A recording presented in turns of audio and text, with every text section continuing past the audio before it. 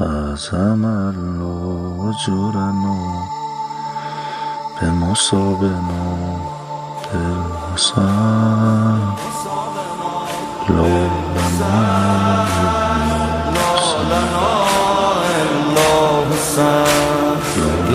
لنا تہ خنجر بھی حسین ہدایت کا چراغ روشن کر رہے ہیں اور امت محمد کے لیے کشتی نجات فراہم کر رہے ہیں.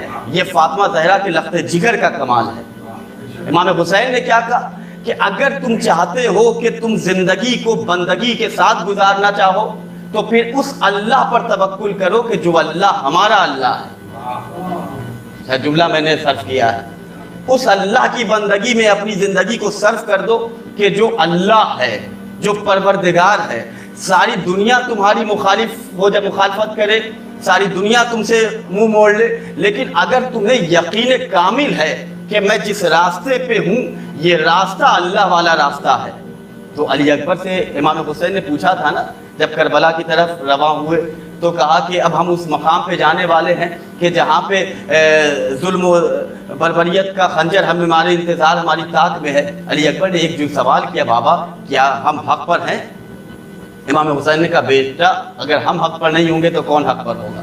امام حسین کے جملے کو سننے کے بعد مولا علی اکبر علیہ السلام نے کہا کہ بابا جب ہم حق پر ہیں تو اب موت ہم پر آ پڑے یا ہم موت پہ جا گرے ہمیں کوئی اس سے فرق نہیں پڑتا. تو یہ امام کا ہدایت کا جو چراغ روشن ہے یہ آج تک امام حسین علیہ السلام عزاداری کے ذریعے بھی امت محمدیہ پر ہی فقط نہیں بلکہ پوری کائنات پر احسان کر رہے ہیں کہ اگر تم ہدایت کے متلاشی ہو، اگر تشنہ ہدایت تمہارا ضمیر ہے، چلے آؤ میرے در پہ.